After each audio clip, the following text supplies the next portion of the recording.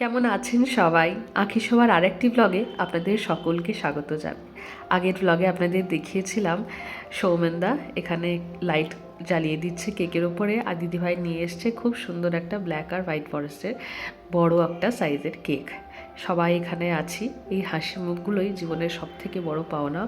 আমাদের খুশির দিনে এই প্রত্যেকটি মানুষ আমাদের পাশে এসে দাঁড়িয়েছে, এটি ভগবানের অশেষ আশীর্বাদ। খাওয়া দাওয়ার সেলিব্রেশন বাদেও বিশাল অর্গানাইজ করেছিল কটা গেমসের। তো ফার্স্ট গেম হচ্ছে একটা ইনস্ট্রুমেন্টাল গান বাজানো হবে। যে কেউ বলতে পারে, নয় বয়েজ নয় গার্লস, সেই গানটা কি, মানে কোন গানটার নাম কি, এটা ইনস্ট্রুমেন্টালি বাজানো হবে। আর একটু পার্টিসিপেট করতে হবে, এমনি করে ওইদিকে দেখলে হবে না, ঠিক আছে? সো দ্য ফার্স্ট সং, হাত তুলতে হবে নাকি আগে? না রং রং, ও বললে প্যার का नाम এটা না। Boys 1 girls 0। নেক্সট আমার ব্লগ Next চলছে ball. ভাই।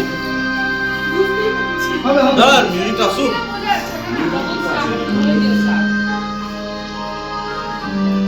বুঝতেই পেরেছেন আশা করি গেমটা আমি কপিরাইটের জন্য মিউজিকগুলো দিতে পারছি না।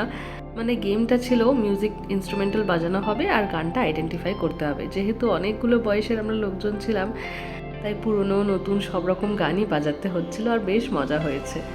আলটিমেটলি জিতেছি আমরা মেয়েরাই। ইতিমধ্যেই বাবার কয়েকজন বন্ধু আর কলিগ চলে এসেছিল, সবার সঙ্গে পরিচয় করে আবার কন্টিনিউ হলো গেমটা।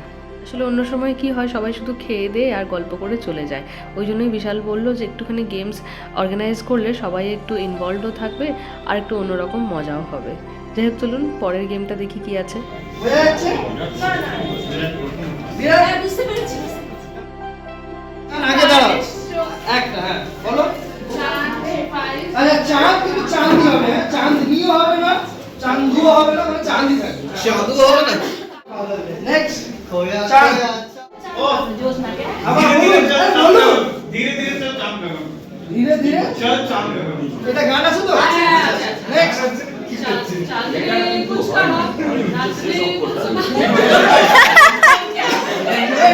বলো। मैंने पूछा तुमसे। বেরোচ্ছ? তাহলে আসো, বসো। কারো নজর রাখতে পারে, হ্যাঁ, বসো। কারো নজর রাখতে পারে, উড়বে দিল কে পাস তুলতি। এই গেমটাও আশা করি বুঝতে পেরেছেন, এটি ছিল আন্তাক্ষরীর মতনই, কিন্তু ওয়ার্ড দিয়ে খেলতে হবে। যে শুধু চাঁদ হয়তো দিয়ে দিল ওয়ার্ড একটা নিয়ে, চাঁদ দিয়ে একটা আমরা গাইবো, একটা তারা গাইবে, এরকম করে 3-4টে ওয়ার্ড দেওয়া হয়েছিল। যাই হোক, চলুন এই গেমস টেমস খেলে সব লোকজন সবাই চলে গেছে, বসেছি আমরা এবারে খেতে। এতক্ষণে শুভম ঢুকেছে, বাজে প্রায় রাত 12টা। আজকের খাবারে একদম সিম্পল মেনু ছিল, বাঙালিয়ানা পোলাও, মাংস, মিষ্টি, পাঁপড়, আর স্টার্টারে ছিল ভেজিটেবল চপ আর কাসুন্দি। আমরাই লাস্ট ব্যাচে বসলাম। এটি হচ্ছে পরের দিন সকালবেলায় দিয়ে দিয়েছিলাম, তারপর একটা লম্বা ঘুম, সবাই ভীষণ টায়ার্ড ছিলাম। নেক্সট দিন সকালবেলায় উঠেছি, বেঁচে গেছিলো আগের দিন প্রচুর পোলাও, তাই এখানে প্যাক করে দিয়েছি। 2টো টিফিন কৌটো কাকিমণি আর কাকাইদের জন্য, একটা মায়ের জন্য পাঠিয়েছি, আর একটা টিফিন কৌটোতে একটুখানি কেক বেঁচে গেছিলো, সেটা মায়ের জন্য পাঠিয়ে দিচ্ছি। তারপরেও এখানে প্রচুর পোলাও বেঁচে গেছে, তো আজকে তো ওরা সবাই যাবে, জিৎ, সৌরভ, ভাই, ছুটি সবাই তো যাবে, তো ওই জন্য ওদের জন্য পোলাওগুলো এখন রেখে দিয়েছি, গরম করে দেবো খাওয়ার আগে। আর তার সঙ্গে একটুখানি চিকেন নিয়ে এসছে বিশাল, তো সেই চিকেনটা বসাচ্ছি। আর এখানে এখন আমাদের বিয়ের অ্যালবাম দেখার সব প্ল্যানিং চলছে। বিয়ের অ্যালবাম ক্যাসেট ওরা তো কেউই কিছুই দেখেনি, শুধু সৌরভটা অ্যালবামটা দেখেছে, তো ওই জন্য বাকিদের জন্য সব অ্যালবাম বিশাল বার করে দিল। আর এদিকে আমার রান্না বান্না চলছে, চলুক, ওরা অ্যালবাম দেখুক। আর এখানে প্রজেক্টরটাতে বিয়ের ভিডিওটা লাগিয়ে দিয়েছে। গতকালকের দিনটা তো অ্যানিভার্সারির প্রিপারেশন আর সেলিব্রেশনেই পেরিয়ে গেল হু হু করে জলের মতন, কিছু বুঝতেই পারলাম না। কিন্তু আজকের দিনটাতে অনেক কিছু মনে পড়ে যাচ্ছে একসঙ্গে। ঠিক আজকের দিনেই গত বছর আমরা বিয়ে করেছিলাম। বাবার মনের মতন করে হতে হবে সব, অথচ বাবা নেই। এক ধাক্কায় আমাদেরকে বড় করে দিয়ে পালিয়ে গেল বাবা। কিন্তু বাবা চলে যাওয়ার পর মাথার ওপর এসে পড়েছিল বিশাল দায়িত্ব, এক গাদা দায়িত্ব। নিজের বিয়ের দায়িত্ব, রেজিস্ট্রি করেই থেমে যাব এই ইচ্ছে থাকলেও উপায় নেই, বাবার ইচ্ছে পূরণ করতেই হবে।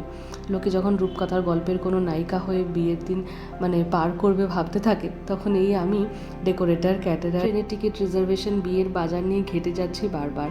আমার আর বিশালের বাড়ির মধ্যে দূরত্ব অনেক, তাই 4 মাস আগের থেকেই দূরপাল্লার টিকিট কাটা থেকে শুরু করে ঝাড়খণ্ডের শীত সামলে দেওয়া, ছেলে আর মেয়ের বাড়ির তত্ত্ব থেকে শুরু করে পরে যে ফ্ল্যাটে শিফট করব সেই পর্যন্ত সব কিছুই একসঙ্গে এবং নিজেদের দায়িত্বে গোছাতে হবে, এই সবটাই চলছিল মাথায়। দূর থেকে বাবা দেখছিল, যখন পারছি না ভেবে ভেঙে পড়ছিলাম, তখন আশীর্বাদ স্বরূপ পাঠিয়ে দিয়েছিল বন্ধু আর পরিবার রূপে কটা ফেরেশতাদের।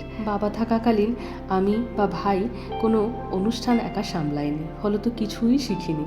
বিয়ের কটা দিন আগে পর্যন্ত ধানবাদার খড়গপুর এক করে ফেলেছিল বিশাল। কার্ড ছাপানো থেকে শুরু করে বিয়ের বাজার, কে কোন প্ল্যান করা হবে, টিকিট কাটা পর্যন্ত সমস্ত কাজে ভীষণ সাহায্য করেছে। আর ধানবাদে কোন ড্রাইভার বুক করা হবে, কোন রুট দিয়ে লোকজন আসছে, কোন গাড়ির ব্যবস্থা করা হবে, সবটাই প্ল্যান করে দিয়েছিল এই বন্ধু আর পরিবার রূপী ফেরেশতারা। বাবা থাকলে যেমন একবার শুধু মুখ ফুটে সমস্যার কথা বলতে হতো, তারপর আর খোঁজ নিতে হতো না যে সেটা সমাধান ঠিক মতন হলো কিনা। ঠিক একইভাবে এই মানুষগুলোও সামলে দিয়েছিল সবটা, একদম বাবার মতন করে। বিশেষ করে কালকের দিনটায় যারা উপস্থিত ছিলেন না, তাদের কথা খুব মনে পড়ছিল। বিপদের সময় যারা আমার হাত ছাড়েনি, বরং বিপদটা আসার আগেই আমার সামনে প্রাচীর তুলে দিয়েছিল, প্রত্যেকটি মানুষের কাছে আমি চিরকৃতজ্ঞ। জীবনে ভালো মানুষের সান্নিধ্য পাওয়া থেকে বড়দের আশীর্বাদ হয়তো আর কিছু হয় না। আমি সেই আশীর্বাদ পেয়েছি, বরাবর পেয়েছি। আর তার থেকে বড় কথা হচ্ছে নিজের দায়িত্বে সব কিছু করার মজা আছে। এই 1 বছর পর যখন ফিরে তাকাচ্ছি, বড় ভালো লাগছে। আমি সত্যিই স্বাবলম্বী হয়েছি। পাশে আছে অসম্ভব ভালো পরিবার আর বন্ধুরা, তারা নুড়ি কাকড় সরিয়ে দিয়েছে, আর আমি পার করেছি একটার পর একটা দায়িত্বের পাহাড়। আজকের দিনে বিশেষ করে হয়তো বিশালকে নিয়ে অনেক কথা বলার ছিল, কিন্তু কেন জানি দিনটা মনে পড়লে সেই মানুষগুলোকে বেশি করে মনে পড়ছে।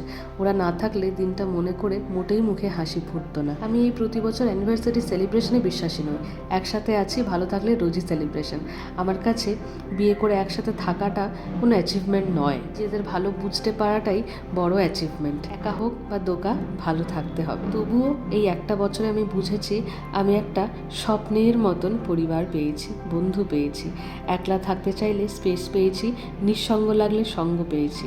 এক জীবনে আর কি চাই একটা মানুষের? হই হই করে কেটে যাক বাকি জীবনটা। সর্বোপরি মা, ভাই, কাকাই, কাকিমণি, উত্তম কাকা, কাকিমা, বিকাশ কাকু, কাকিমা, ইন্দ্রজিৎ কাকু, মিঠু কাকিমা, ছোটি, শুভম, সৌরভ, আমার গোটা মামার বাড়ির পরিবার, বাবার বাড়ির পরিবার, পাড়া প্রতিবেশী, সেদিন তোমরা ছিলে তাই এই হাসিটা ছিল। আর এই বাড়িতে আসার পর অনেকখানি স্নেহ আর ভালোবাসা দিয়ে সেই হাসিটাকে এখনও সামনে রেখেছে বাবা, ঠাকুমা, দিদি ভাই, পুজো। আর বিশাল, তোমাকে আমি আলাদা করে কি বলবো, তুমি আছো তাই এই হাসিটা আজও আছে। খুব ভালো থেকো, এক আকাশ ভালোবাসি তোমায়।